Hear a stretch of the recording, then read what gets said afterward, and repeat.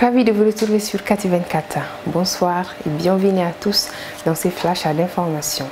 Mardi 10 janvier 2023, les forces armées maliennes FAMA ont livré des violents combats contre les groupes terroristes.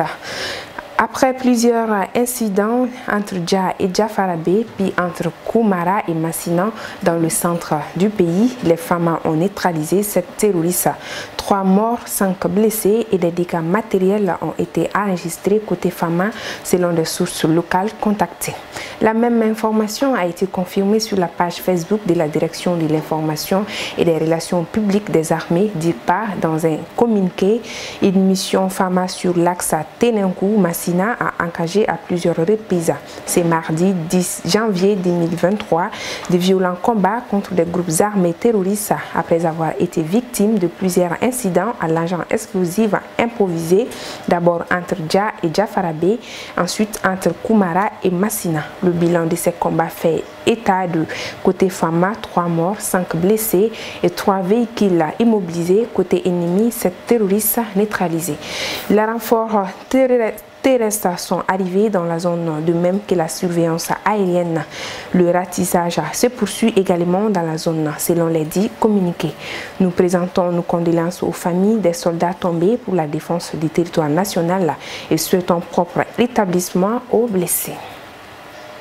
Le président de la transition, chef de l'État, son Excellence le colonel Assimi Goïta, a reçu en audience ce mardi 10 janvier 2023 une forte délégation algérienne conduite par le ministre des Affaires étrangères de la République algérienne démocratique et populaire, son Excellence M. Ramtan Lahamara, et comprenant l'ambassadeur de l'Algérie au Mali.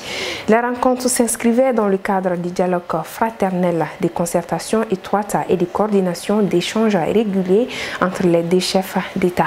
En s'adressant à la presse à sa sortie d'audience, le diplomate algérien a déclaré que les perspectives qui s'ouvrent pour l'année 2023 sont prometteuses pour chacun de nos pays pour la coopération et les relations bilatérales et se réjouit d'être partie prenante de cette continuité d'efforts pour faire en sorte que les relations économiques entre nos deux pays reflètent la qualité des relations historiques qui lient nos deux peuples.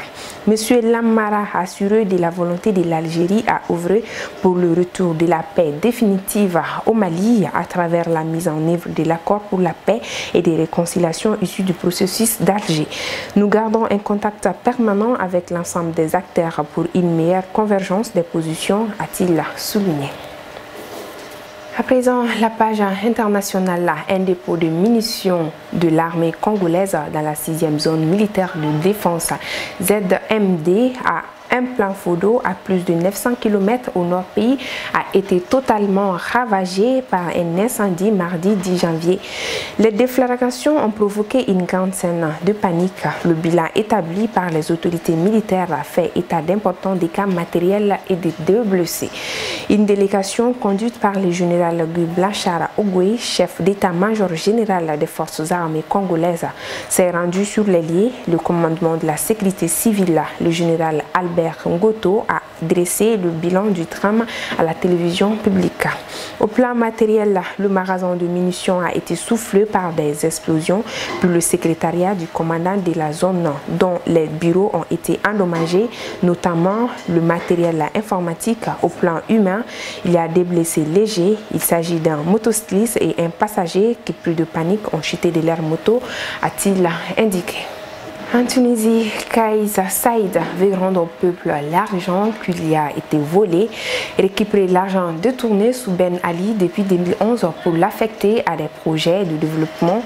C'est le but de la conciliation pénale mise en place par le président tunisien dont le cadre juridique inquiète déjà.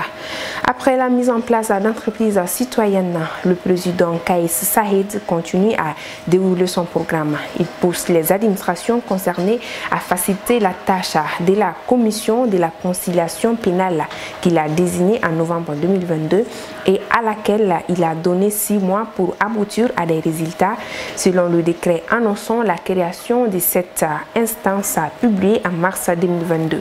L'idée n'est pas nouvelle, mais elle la maintient force de loi qu'elle s'aide par d'un principe de justice sociale, éviter que certains ne s'enrichissent sur le dos des peuples déjà dans la précarité et en faire le fer de lance de sa politique. Grâce au nouveau dispositif, il compte récupérer pas moins de 13,5 milliards de dinars, environ 4 milliards d'euros détournés durant l'ère Ben Ali et au moins autant pour les 10 dernières années de gabegie financière et politique. Les ressources ainsi récupérées doivent être affectées à des projets de développement dans des zones sinistrées. Et voilà, c'est ainsi que s'achève cette édition. Merci à vous de l'avoir suivi. L'information continue sur toutes nos plateformes. Passez une agréable soirée. À demain.